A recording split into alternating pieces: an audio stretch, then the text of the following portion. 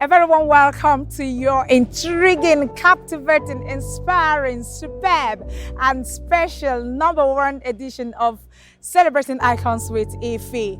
Okay, it is your #1 show on TV. All right, viewers all over the world, I will say this over and again, that success is not just gotten. Success is not a one-hit wonder. Therefore, if you see someone successful, do not envy them. Go back, walk your court, and see your magic. Last week on the show was quite expository with a distinguished personality on the icon set. This week promises to be a bumper because it is another accomplished icon on the icon set. You don't want to beat that. So I bet you to sit back, relax, and enjoy it all. Don't go nowhere. This is the story of the village boy who made it into the global stage. By the year 1970, the bloody civil war that lasted 3 years and claimed millions of lives was now ending. And one would be remiss not to appreciate the new promise that had been sent to Andrew and Christiana Ozigbo. The couple conceived their last child seemingly as a covenant, a sign from God that peace was possible and that death, disease, pestilence, and the suffering that the preceding years of war had brought was now thankfully at an end, and it was time once again to be productive. Into the world had come Valentine Ozigbo. Val attended the Christ the Redeemer College, a secondary school in Amaisi, Anambra State, where he was an outstanding student of his set, representing the school in various quiz competitions and inter-school activities, and making a name for himself in the local community. Valentine Ozigbo, Val, as he became popularly known, learned many of life's important lessons from his father, who retired as a celebrated educator and headmaster, and his mother, a small business owner, devout Catholic and dedicated homemaker, who instilled in him and his siblings the virtues of discipline, integrity, and hard work.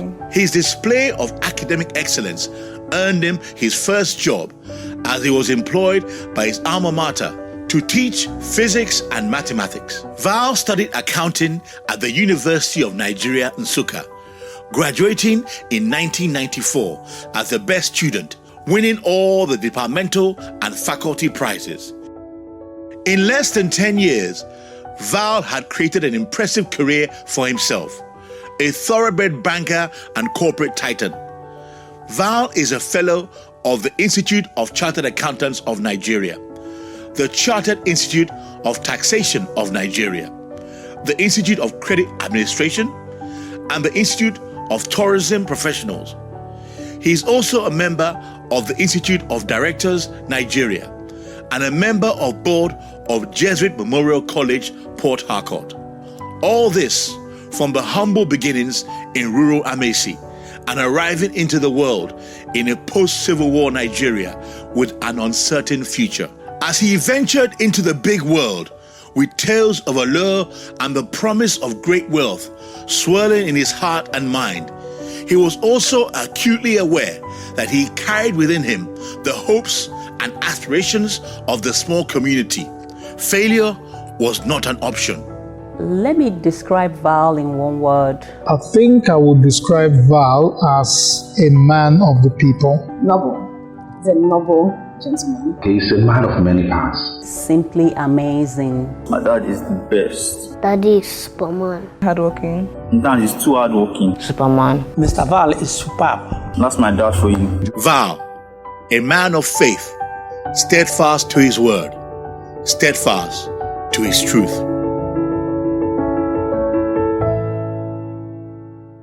All right, welcome back. Still your #1 show on TV, Celebrating Icons with Ife. You will have an ebullient icon in the house, okay? Till I did a research on this ebullient personality, believe me, I never knew that a man so solid and true, so real could exist with so much qualities, so undiluted. He is so passionate. And he has a kind of vision for his people that is so emulating, honestly. And if I keep saying it, I won't have the time to live here today. So I beg you to welcome the man of the moment, the man on the icon seat. He is no other than Mr. He doesn't want to be a chief, but he's up to that. He doesn't want to be a high chief, but he's up to that. Okay, he prefers Mr. Valentine Ozigbo. So welcome to the show. Thank you, Ife. I'm very honored and pleased to be with you today. Interesting. Yeah, I can hear him talk today. You know, most of the time he moves and your moves are so inspiring. I called this interview today an inspiring one. All right, because as I said earlier, if I didn't go through some things, or I didn't go through your documentary that just played out now, I wouldn't have known much about you. And a little research I did about you, that you are the great son of Mr. Andrew Ozigbo, a retired teacher, headmaster. Then your mom, a small business, I call her a small business executive, because for her to excel to this level of bringing up a village boy to a world-class CEO, her business is no longer a small one, but an executive one, no matter how it is, and you understand. So, beautiful. Lead us into your family background, parenting, and early childhood upbringing. I want to share this with you. Everything you've heard, or seen, and known about me is simply a manifestation of grace of God. Beautiful. I consider myself a child of grace. I have seen this since I was a kindergarten, since I was out there in that remote locations where I grew up. And I have to say this. If I talk about my beginning, you would almost think that there are things to say and know about me that I consider divine. Okay. I am the last child of my parents. Oh my. And the seventh child, for that matter, born on the 7th month, 1970. This is interesting. And I know what 7 represents. Good. And I don't think I'm by any chance an accident. I think God especially made me. What does 7 represent? Wholesomeness, completeness. Beautiful. Okay. And I started growing up not realizing what my purpose actually was in life. I just was that homeboy, that son of a village headmaster, that son of a catechist, born in Omomako, started school in Ubuntu Jebwe, and now came back at some point to Amesi, where I'm from, all in the old Agwata in Anambra State. I grew up being that last born that actually refused to be called last born, who wanted to catch up with those who were my elders. Okay. I wanted to do whatever was right to make sure, I could represent, myself and a true son of my father. Okay. And thankfully, with the Christian background, with the, that disciplined environment, I was able to learn how to be industrious at a younger age. And of course, we were not, we were not that type of family that would say lived in affluence. I wanted to come into that. Yeah, we did everything that we needed to do to make a living. Okay. There was nothing, I didn't do things that were horrific, but there was nothing at that level. I was a goat herder. I had a poultry, a small poultry. And the type of chicken that I read is what we call avocat. I don't even know the English name for that. Avocat. Avocat. So go and Google it and go try and figure out what Will I find it in the Google? I'm sure you will. Okay, that's a big but it's a special kind of bird that has basically no feathers. Oh, okay. And the medicine guys, this is what that is actually the most expensive type of chicken. And that's what I specialized in. And I was also able to do other things like packing sand from the gutters to sell to construction companies. I went to university with that confidence. Okay. And guess what? I stepped into the University of Nigeria for the first time. I wasn't perturbed. And when you try to describe me as gentle giant, to be honest, I actually had always felt that it's not about who I am, but the God that lives in me. I went into that university and I said, I don't care who I was going to meet here. Okay. I know I would see people from special science school, federal government college, all those big names, CKC, DMJs, whatever you call them. But I won't let anybody beat me in my class. I don't care who you are. And guess what? I made the best result in the department, in the faculty. Interesting. You weren't even intimidated from your background, right? I wouldn't care. And this has been my life. And so that pursuit of excellence, that hunger for excellence, and that grace of God, is continue to see that all through. I had my MBA in the same University of Nigeria. I qualified as a chartered accountant. I eventually became a fellow of multiple bodies, a fellow of Chartered Council of Nigeria, a fellow of Chartered of Taxation of Nigeria, a fellow of Tourism Professional, a fellow of Institute of Credit Administration, and I became also a member of Institute of Directors. And then at some point I gained Chivlin Scholarship, which is one of the most prestigious scholarships you can find, which is undertaken by the British and Commonwealth and British Council. So I eventually went to England, went to Lancaster University for my second master's, and I had distinction in MSc Finance. Eventually came back, enrolled in another program called Global CEO Program, which I did in 3 universities in the world, at SBS in Nairobi, Lagos Business School in Lagos, and YESA campus in New York. And I was made the president of the class. With all this one head, which I am still all today. of this. In the first 17 years of Val's career, he was in good company in the annals of the who's who in the banking industry in Nigeria. Beginning from Now Merchant Bank, from where he moved to Diamond Bank, Val has been a part of the phenomenal successes of many leading banks in Nigeria, namely Continental Trust Bank, FSB International Bank, Standard Trust Bank, Bank PHP, and United Bank for Africa. I've known Val for about 15 years now. I got to know Val a very long time ago in the banking services industry when I was Chief Executive Officer of FSB International Bank PLC. I've known Val for about 15 years. Talking about my career, I knew I would be a banker from my 3rd year because I had a teacher, a lecturer in financial management who insisted that, there would be a prize for who becomes the best student in his own course, financial management. Okay. And by the special grace of God, first semester, there were 2 A's, and I was one of those A's. Okay. But by the time we got to the 2nd semester, this man had become a big man. Dr. Ozigbo from Anambra. He had become an ED in Now Merchant Bank, which is the oldest merchant bank in Nigeria. And you worked with them? At some point, I'll tell you about it. So eventually this man, drove into the university in my final year, and you know what? Everybody was looking from the window, and then we saw the man alight from his car.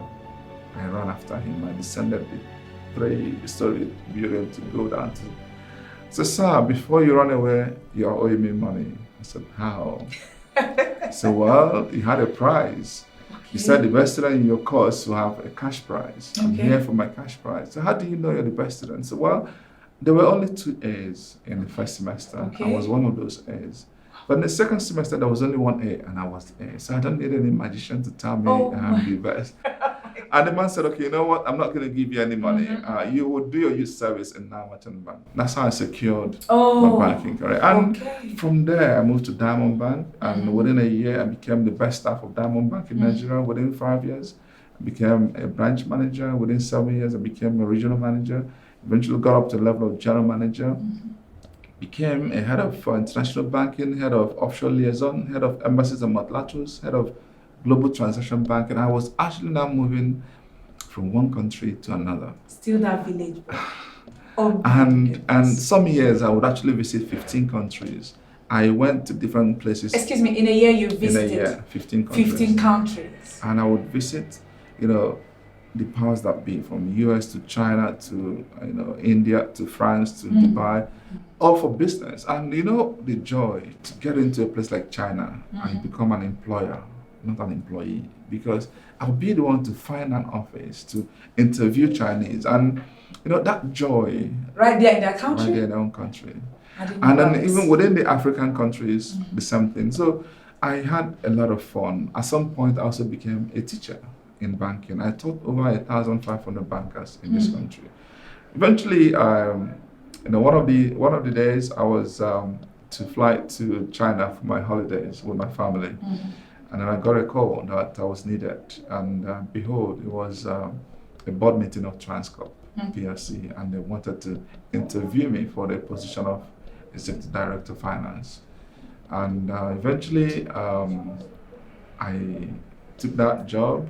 Upon resumption, they insisted I should go to another role, which is the CEO of the hotel business. At the time, Val was the CEO of Transcorp Hilton Hotels. Over the years, you've grown into becoming more than a colleague, more than a friend. And this is how I became the CEO of Transcorp Hotels PLC in 2011. And you took it to the level where it is right by the special grace of God. Honestly. And I can tell you that this is even where the grace of God became more manifest, because that's where I was discovered as a global citizen, because I became the only black person that was accorded the CEO of the Year in the world. Did you hear that? Personality, the only black person also that won the Personality of the Year in the hospitality industry, and these were in different countries and in different years. And eventually, I can't count the number of regional and institutional awards. You can no longer count. And I am honestly, there's nothing I have ever wanted in this world that God hasn't done for me.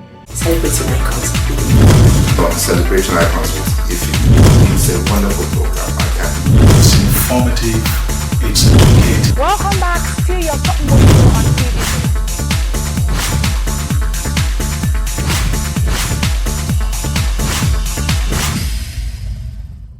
I am so deeply grateful to God for the family I've come from, and I'm so happy that God has also continued to be with us in Vegan. As a matter of fact, this year my parents would be celebrating their 65th wedding anniversary. Oh my! And my father at 92 and my mother at 87, both still alive. It can only be by the grace of God. Let me take your story. It should be a grass to grace story. Okay, you didn't have it all rosy and smooth while growing up. Okay, without you having that storyline of grass to grace, would you have been a philanthropist that you are today? I think it's a combination of nature and nurture. Okay. One of the greatest skills God has given me is the gift of emotional intelligence. Okay. It's a gift that recognizes that we are actually nothing. Yeah. It's a gift that gives you a true self-introspection, becoming personally authentic to yourself, not lying to yourself. So it's actually three phases. One is about yourself, one is about the other person, and another is about your environment. So you actually grew up with the notion. So that is it. And over time, I started honing that and making sure I get better and better at it. Okay. In fact, one of the key mantra I live by is leave whoever you meet with a positive impression. Good. So with that, you don't know what people say behind you. And that's actually far more important than what they said before you. Okay. And so the only way you can correct or make sure you shape what they say behind it, if you leave those people with positive impression, and irrespective of their class, doesn't matter who they are, just that gate man, that houseman, that seller by on the street, what are you leaving him with? What impression have you formed around him? Once you have this mastery, who you are, knowing that we're all created in the image and likeness of God, then having that respect and courtesy for the other person and understanding your environment. Once you've mastered this, the only byproduct is living a life of impact. To say that Valentine Ozigbo is a man with a heart of gold is a literal understatement.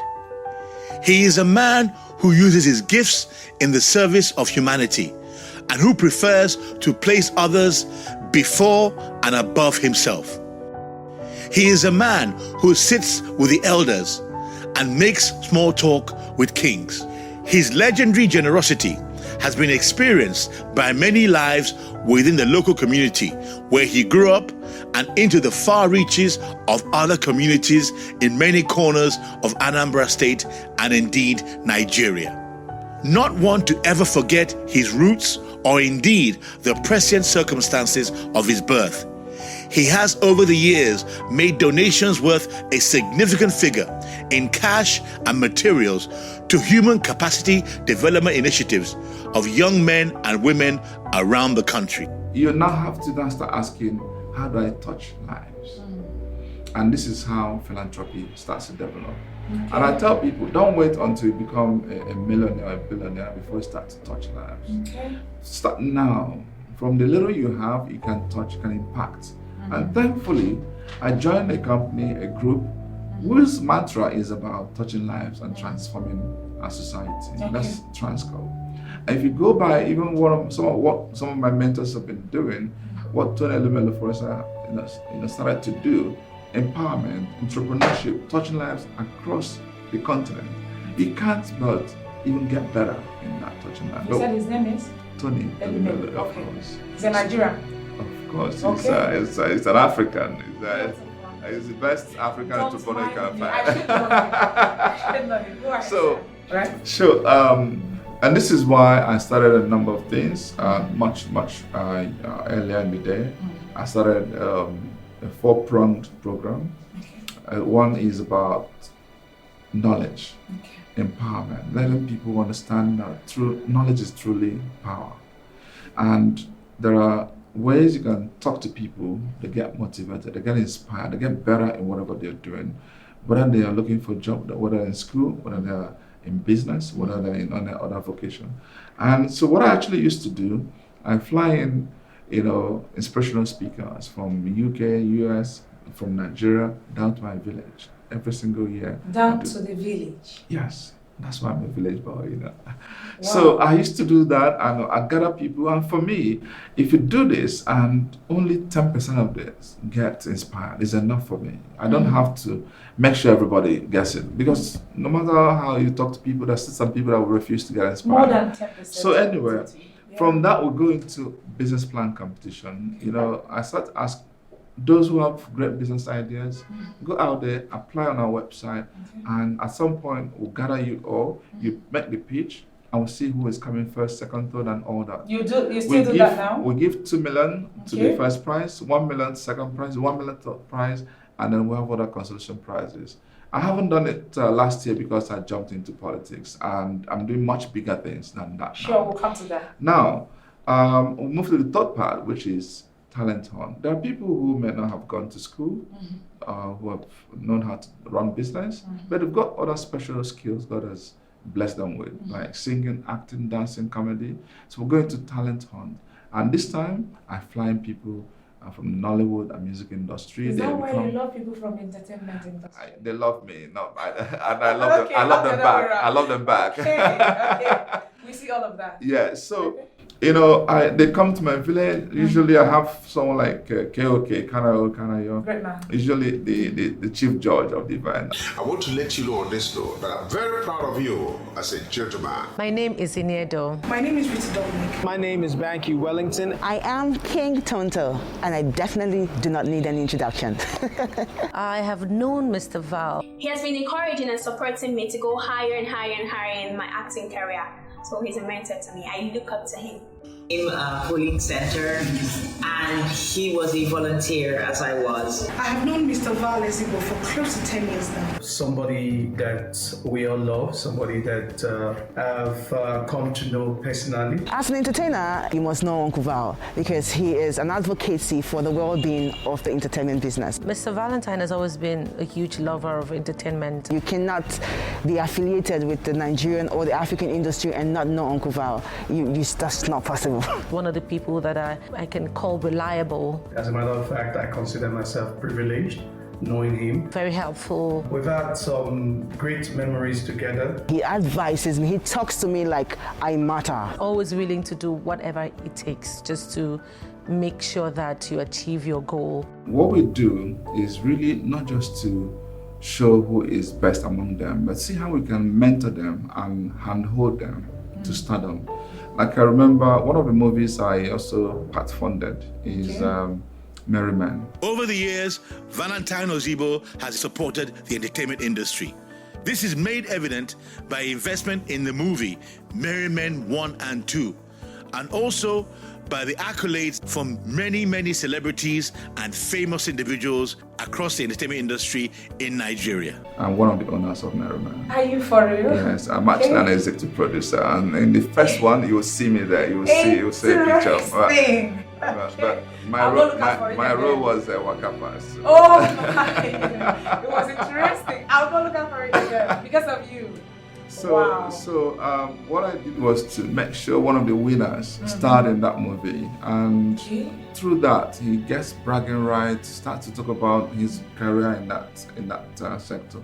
He has been encouraging and supporting me to go higher and higher and higher in my acting career. So he's a mentor to me. I look up to him. You know, one thing that I've done about the youth, if you go and put them through a classroom, mentor them and talk all the big grammar, call some people, give them money, and then do this other talent hunt, and they haven't partied with them, they haven't done nothing. So we have the carnival. And I've had to fly in over 20 A-list artists to perform in my village. A-list? From Flavor to Fino to Simi to MI to, all of that, these are great Nigerian Yes, artists. and and this is why I got that name, King of the Youth, which I am proud That's of. another name. Yes, okay. I am. So anyway, so I did all this for several years, and you know what used to happen? Politicians used to get threatened. What does he want to run for?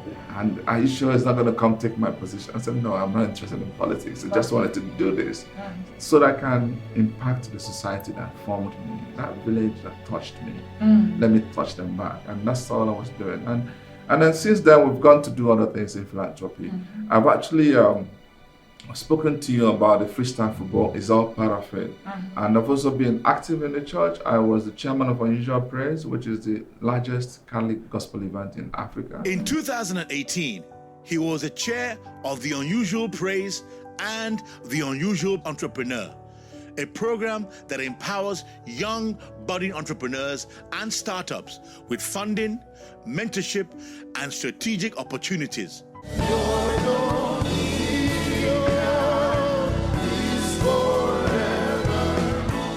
Celebrating Icons. From Celebration Icons with Ife. It's a wonderful program. It's informative, it's educative. Welcome back to your top show on TV.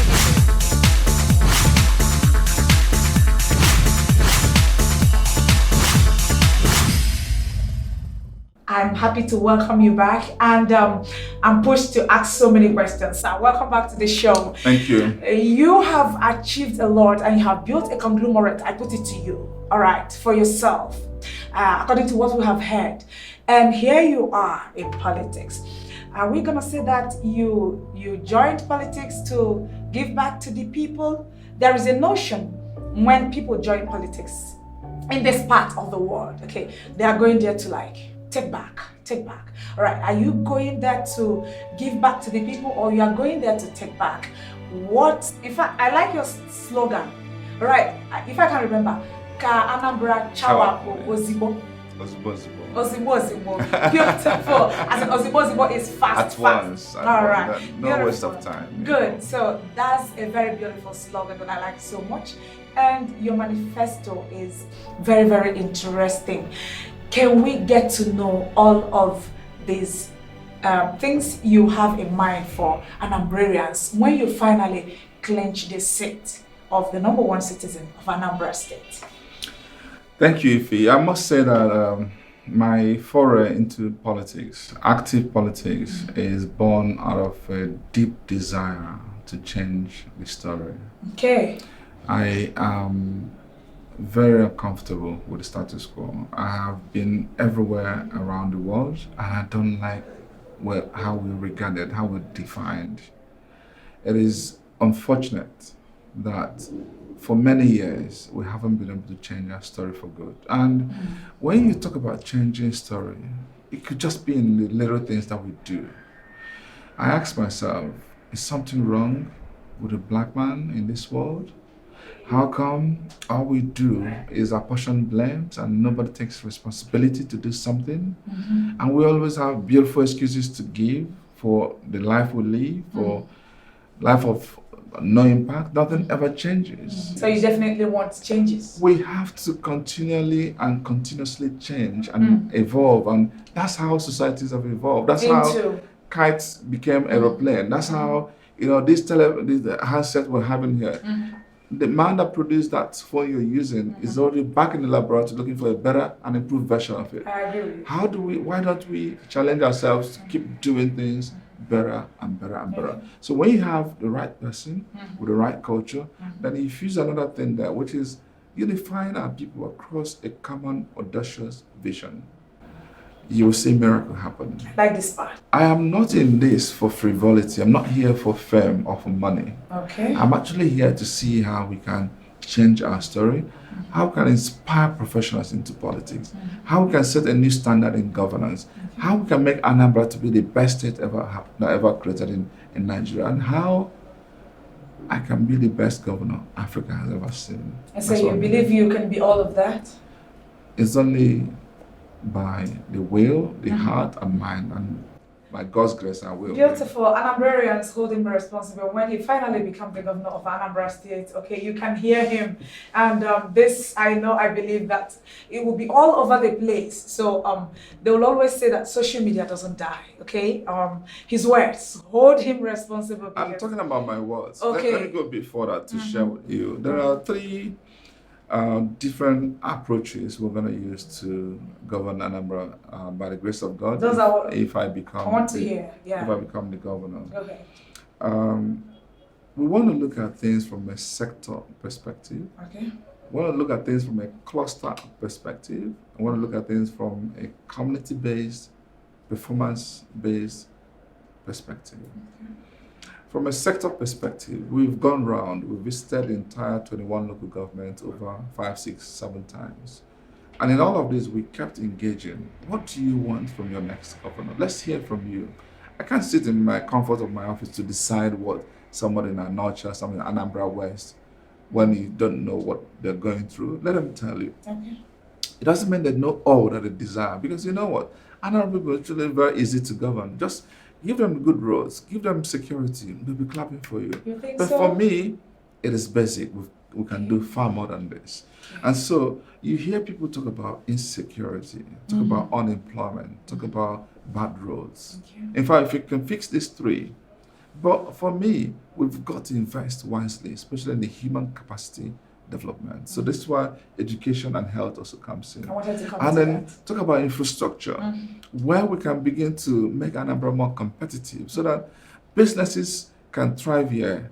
It becomes fashionable to actually run your business here. So, and if you come to an Omambala area where you have a lot of agricultural activities take place, we can move from pedestal to proper processing through the entire value chain. There's no money in just going to farm and cultivating and then you go to market and sell. Okay. Our people will remain miserable. Sure. But the moment we progress to where we can process things and they can begin to derive value in that value chain, where simple product can become, we can get to an end product. Our cocoa can become a chocolate. Our palm can become cream, and all of that can happen. When we can move to that level, then that's the pivot we can get to. And then take us to the last part, which is the performance-based approach. How do we leverage? You keep hearing we are home to the greatest number of billionaires. Anambra chop. That's great. That's great. Okay, I it's truly interesting. Would I say when a man wants to get to the seat of power, these are the words, normal words.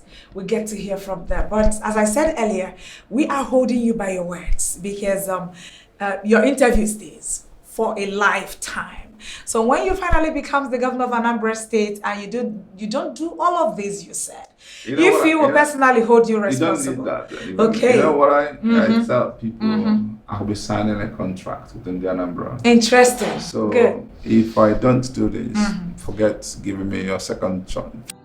Is my brother and trusted friend. Val Ozigbo is a true son of Anambra State. I feel like I've known him forever. He has worked in very prominent places and he did creditably well. The last was the president of the Transcorp group. He did very well. That's why he was able first to arise as the CEO and was able to, show a good result. We have always encouraged people like him to come into politics and be able to make a difference. And I'm very certain that he will make that difference. Academic, intellectual, business, entrepreneurial. What else do we need? You are a very busy man, okay? And as I said, I sounded earlier, it wasn't easy getting you on the icon seat, okay? Believe me, it wasn't so easy, but I am the happiest human being alive, getting you here on the icon seat. I'm honored. Thank you very much. And how do you juggle between business, family responsibilities? Because believe me, you're a very humble family man. Now into politics, how do you relax? It's something that I preach. Okay. It's something that I promote, which is balancing. Good. Your ability to balance things in life will be your single most potent factor when it comes to success. I am not a person of extreme. Okay. You will not see me doing extreme of anything. Okay. Not even what we consider virtue. When you get to the extreme of it, it becomes bad. Sure. So how do you balance things? How do you move away from those extremes? This is something I'm not just preaching. I've actually now written a book that I'm going to be publishing this year. Okay. To help to guide the younger ones. When you are taking life decisions, how do you consider the various factors? How do you choose among options? How do you ensure you succeed across board? Good. You can become a jack of all trades and become master of all. When you ask me about how do you balance your life, it's all making sure you consider all these factors before you take a step in whatever you're doing. How do you balance between what God wants of you, your faith in God, and your ability to touch lives and live with humanity? Because if you go on one extreme, every day you're sleeping in church, even God will be unhappy with you. Definitely. If you go on the other side thinking you can, everything depends on you, you own yourself, God will teach you a lesson that I own you. Sure. But you can bring the two together and you create the right balance. The same way, I have to make out time for family. Sometimes they suffer. But you know what? When you don't have the time, make sure it's quality enough time so they can forget the period they didn't have you. Thank you very much. I really want to appreciate you for coming on the show. You are a great icon and your character, your life is quite emulating. Okay, so I really appreciate you, honestly. So to the final moment, which we've been waiting for, is your parting words to our viewers, esteemed viewers all over the world. Look directly to the camera in front of you and advise, especially the youths who believe that the fastest way to make it in life is to do anyhow and grab it anyhow, just the dubious way, any way possible. Just your advice to all. Thank you. And as I advise you, I'm also advising myself. I want to tell you this. Number one, recognize that God exists. Number two, understand that relationship matters. Whoever you meet in life, do your best to leave that person with a positive impression. And when you never know where you're going to meet people, and so cut that relationship right now. Begin to nurture it until such a time you may need that relationship. Even if you don't happen to need one, create that goodwill for yourself. And as you do this, you are building to last. And whatever you want to do in life, try to be the best in it. Let it be said that you've applied yourself to the fullest. And trust me, hard work pays.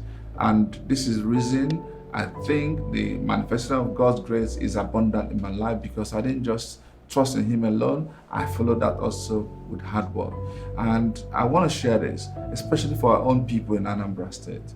It is important you understand this place of politics and leadership in your life. Whatever you do can actually impact who you are and who you become in the future. And therefore, when it comes to recruiting the right leadership, make sure you're prioritizing things that are important, not things that are ephemeral. Things like character, competence, capacity, compassion. These are crucial in choosing who leads you. And don't keep waiting thinking that your destiny is not yours. It is in your hand. You can decide today which God you serve and what you do in life. And because these are the things that can shape your behavior for a longer time. So I want to encourage you to keep living and hoping and wishing for the good, because it will come with your own effort and with God's guidance and leading. God bless you. Thank you very much. Okay, this is indeed an affirmation of the fact that great leaders always possesses qualities and traits which explicitly distinguish them from others. Okay, and undoubtedly, Mr. Valentine Ozigbo is a paragon of a quintessential leader. I must say, you are an exemplary leader, and I want to put it to Anambrarians. This is the time to get it right, and with the right man, I think everything will fall into tracks.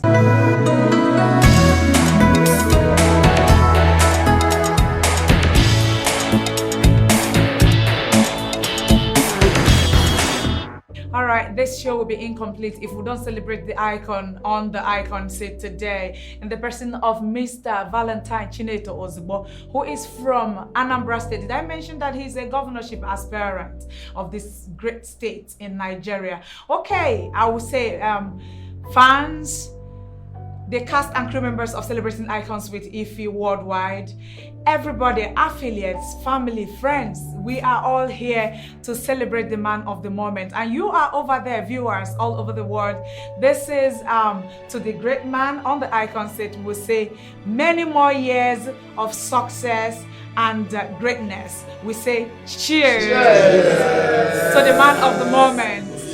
Thanks for watching. It's a wrap on the show today. I appreciate my esteemed viewers all over the world for watching your #1 show on TV, for having Mr. Valentine Ozigbo. Thanks for coming on the show. We really appreciate you, and the world celebrates you today. It's a wrap on your #1 show on TV. Same time next week, believe me, it will still be a bumper package for another distinguished icon on the icon set. I remain your friend, your anchor, your host, everything. Ifoma Arenze saying, thanks for watching. Bye.